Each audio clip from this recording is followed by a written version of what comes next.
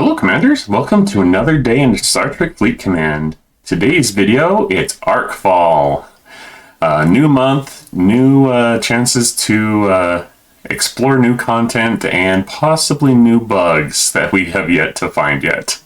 Anyways, welcome. If you're new to the channel, please remember to subscribe, hit that bell notification so you're aware of future content, and hit that thumbs up. Really appreciate the support each and every one of you give to me. So yeah, let's hop into it today, shall we? We have update patch 66. This is the Gorn invasion part 2. Fine crew, just as capable, if not more so, than any other crew in the fleet. So I will let you read that intro there, but let's hop into it. Let's talk about some of the things that are coming our way. And we know that this is just the Arcfall. We'll have to see how things go with using the new ship, as we'll talk about in a minute here. But we always have a mid-month patch too, so who knows what updates we might have come that time. So we'll talk about the new ship, the Eviscerator, the refit for the Monavine, officers, missions, primes, cosmetics, and so forth. Okay, so we have this new ship, the Eviscerator, and maybe my imagination is just going a little wild on me, but when I first saw this, and admittedly, you know, you're going to crucify me in the comments, I'm sure, for not, but I haven't seen Strange New Worlds. I think that's on Paramount Plus, and so I just haven't paid for that. But when I first saw this, I thought of Stranger Things. Like, for those who have seen it, the monster, when it opens up its mouth, kind of has this flower-like thing that opens up, and it looks kind of like, anyways, that's what my imagination went wild seeing this. But interesting seeing the nacelle strapped onto it. That's a little odd to me, but fill me in the comments below or hit me up on Discord and let me know where I'm missing out here. It's maybe there's some lore that makes this kind of make sense. I don't know. Anyways, Eviscerator has some abilities that are going to help you with taking out the Gorn, doing extra isolated damage, as well as gathering the new loot, increase to gather the new loot. So that should be interesting. So 15 tiers, ranges 40 to 65. That's right. If you're not Ops 40 plus, this is not going to be a ship that will apply to you. Good thing is there's going to be a weekly event that you will be able to source this starting day one. And I actually have gone out and hit the Gorn with my Sanctus, so it's from my up level range, and I was able to get enough of the loot to start doing some turn-ins. And interestingly enough, there's actually a tier 1, level 1, whatever refinery in the game for me. I don't have the ship, but I can still do the refine to get ship parts and stuff. So maybe that's something, even though I may or may not unlock the ship right away, like maybe the same with some of you, that you may just kind of grind it out and take the few months, whatever the time is, to get all the blueprints to unlock it. You can get ship parts in the meantime, so that's a bonus. Okay, so one of the things that some players are really going to be interested in is this Spatial Rip. Essentially, you're going to be able to use this ship's ability to move players to a system they normally couldn't reach. And tearing up the ship is going to increase the duration of that spatial rip being open. So it's kind of like the disco in a way, but you'll be able to use this to move very quickly to high-level systems. So you can think about how we used to say that you can take your Voyager to start an armada in a deeper system and let a whale just kind of beat that armada for you, and you'll get the loot. Well, same thing with this, except instead of bringing the Voyager, you can bring a stronger ship, a different ship that can do more damage, and you'll probably still die because you're hitting an armada well beyond your pay grade, but there is that option. So it'll be interesting to see how we use that. I did see some players who were commenting and saying, yeah, that's great, but what if someone use Spatial Rip and they have a whole bunch of envoys sitting out in like G5 space? Well, I think the players are going to find a way to use this in creative and unique ways, PvE, PvP, so we'll have to see how that all goes. Let's see here. So this code will be good about 30 minutes, I think, after Arcfall. So by the time you see this, that may not be applicable to you.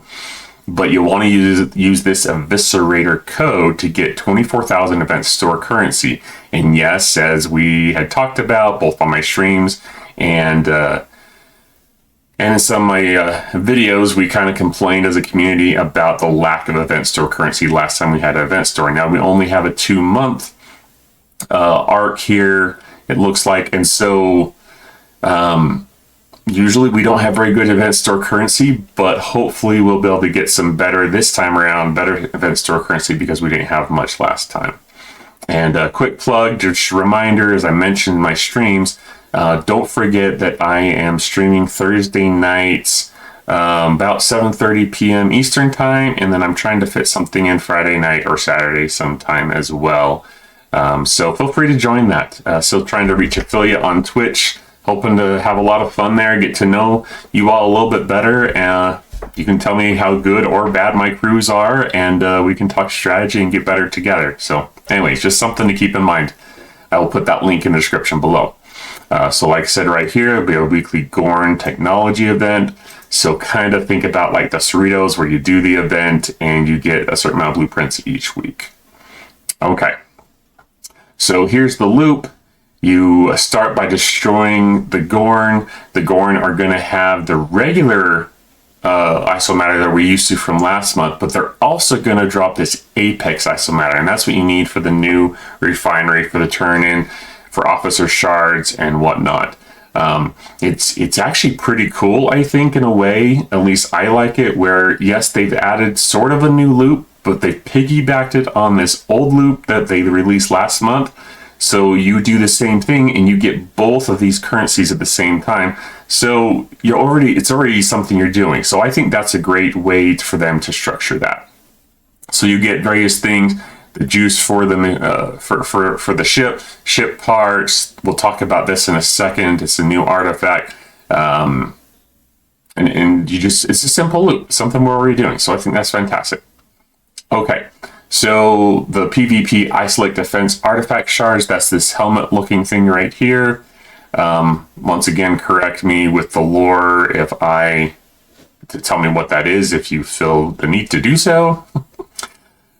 Ship parts, officer shards. The cool thing about the officer shards is it is going to offer all of the officer shards from last month, as well as the new ones that are being released this month. So it's immediate sourcing on officer shards day one. So maybe some structure that Scopely's doing that's really fantastic. In other words, I don't know that we've had, oh gosh, since Deep Space Nine or the last Strange New Worlds came out, where they had immediate sourcing for the officers day one. And we'll have to see what the sourcing is like, what the refinery is like as it pays out.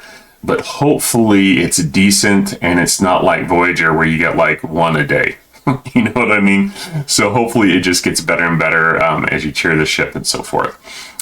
Here is the Monavine refit. It's going to give Sigma resources to your claims. Probably most applicable if you are 60, 61 plus and burning to hostiles. So that's probably something more at the higher levels that they would appreciate. 2 new officers. You've got James Kirk. Captain's Maneuver reduces enemy shield mitigation versus non-armada hostiles. So 40, 30, 15. That is going to also be increased with synergy. So that's interesting. Officer ability increases base weapon damage versus non-armada hostiles. That's, interesting. It gets, if you can max him, that is significant. A pretty good percentage is there. I think the greatest benefit, thinking about the arc and the hostiles that we're hitting, is that this is going to impact your isolytic damage, especially, or more specifically, I should say, when we're talking about using him on the Eviscerator, I think you used the name, on the Eviscerator. So it's going to amplify your isolated damage bonus that you have on that ship as well. So while it may not be significant because there's a lot of weapon damage in the game, the fact that it's going to work so well, hopefully on the new ship, I think it's going to be interesting to see that you may be able to hit much higher with this ship as you tear it up than you could another ship. Okay, so we've got Officerelia.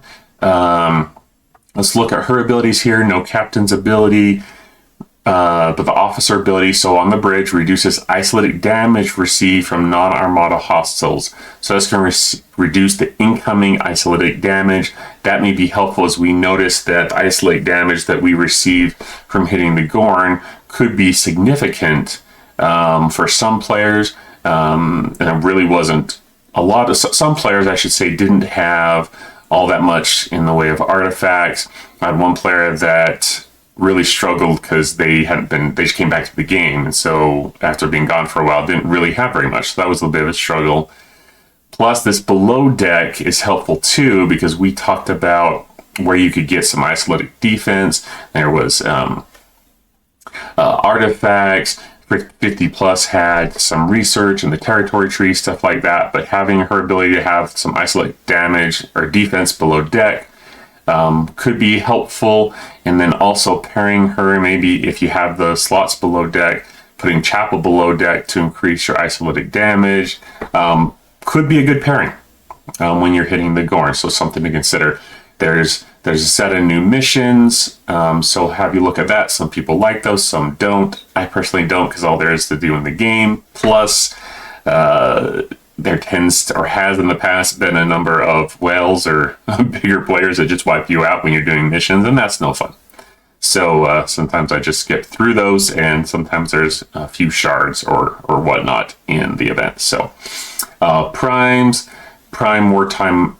More morale, Well, you have morale, 20% isolated damage.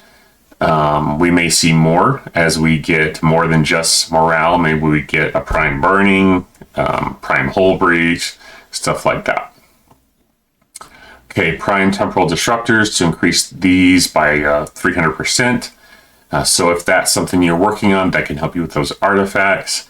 Those darn silent enemies can be a little bit of a pain for some players. Proper crewing helps, but you really need a strong ship to beat those. Prime research cost efficiency has 2 extensions, so that can be helpful for your research costs. FKR tribute primes, that can help you with your getting your reputation credits, I guess. So yeah, that can be helpful as well. Battle pass and cosmetics. There's some avatars, frames, and there will be an event store calendar that will be released. So one of the biggest thing I think as far as the bug fixes goes that I like is that they now have that little I button that you can click on, and you can look into some of the boxes before you have to actually click into them to open them or go to your inventory to find how much of a certain resource you have for turn-ins. So kind of interesting. My overall thoughts on this arc. For the free-to-play, I really like the fact that you can free-to-play this ship. We'll have to see what the sourcing is for the Eviscerator as far as like how many weeks or how many months. Most of the time, it takes probably 3 months to unlock a new ship. And so there is that. As far as its benefit, I think it's going to help the free-to-play the most. Especially if you're having struggles beating the Gorn. This is definitely a ship to go after. I think it has a great refinery for the isomatter from last month with officer shards and the artifacts that you can get from there. Adding some extra things to this month for ship parts is really helpful. My understanding is it's probably going to be like Voyager, where you have up to, say, tier 6 or so will give you G4 parts, but then it will switch to G5. So you want to be sure to talk to your other players in Alliance. And I know there are already people in the community putting together spreadsheets on this, but you want to be sure that if you want to use this as a means to get G4 parts, you want to be careful and not tear it past that level. But we'll try and go into more detail on an actual video specifically about the Eviscerator. But I think it's going to be helpful if you're struggling with the Gorn. I think it's going to be awesome to get players to Deep Space Armadas. So that's going to be something that will have to be interesting to see how it plays out. There may be other applications, like I said before. But yeah, this is going to be interesting to see how this ship plays out in the game. I haven't decided yet if I'm going to get it or just talk about it. I am still trying to save money from the channel to get some more equipment to do better streaming and do some more fun things for you all. So we'll just have to see whether I get that this month or not. But interesting ship, interesting concept. Another bonus for this month, and we'll have to see. I'll do some videos about this probably as well, about the event store, but there's an event store this month like we talked about. But I've already heard that Rev Deuce is trying to add some stuff to the event store, so we'll have to see. Yeah, there's some really good stuff. Lately, the event stores for me have been really meh. I did take a peek at it this morning, and the most interesting thing that if I had to give it any recommendation is consider your event store currency and consider going after Nurse Chapel. If you're completely free to play, probably the best value in the event store, just because she will increase your drops, eventually tearing her up past the point where she's more effective, say, than using 5 of 11. But certainly putting her below deck for the extra isolytic will be a huge help for a number of your grinds, I'm sure. So anyways, those are my thoughts. It's the start of a new month, and we'll have to see how it goes, but hopefully you find this information helpful. And one last plug for the stream on Thursday is I will be doing, this will be the first time we'll do a live giveaway for the Battle Pass for this month. So be sure to join. If you won last month, you can't win this month, but you have to be on the stream to win. If you are a follower on Twitch, then you can be entered. So that's a requirement. But if you are a subscriber, and I'm still trying to get to the point, I need, I think, like 12 or 13 more followers before I can apply to be an affiliate on Twitch. And once I get to that point, subscribers for future giveaways will get an extra role in all the giveaways that we do on stream. So yeah, feel free to join. Appreciate your support and your help and all that you do. So hit me up if you have any questions, and we'll talk to you next time.